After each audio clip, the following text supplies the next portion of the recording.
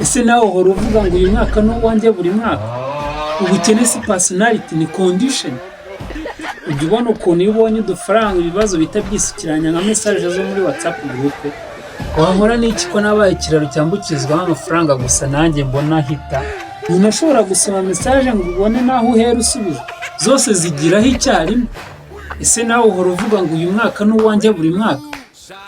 None nabuzwa n'iki ko buri munsi mpora niyongeza iminota 5 kandi mba nicaye kare, ubundi nkashidukira mu gihe ibiri maze nk'amasaha 5 ku minota 5 nayo niyemeje. Tuza rero bro, akarindi gake na fe uhora unyaka udufaranga ukatubura, ntuzongere gusekana ngo nuko umuntu ari bloke.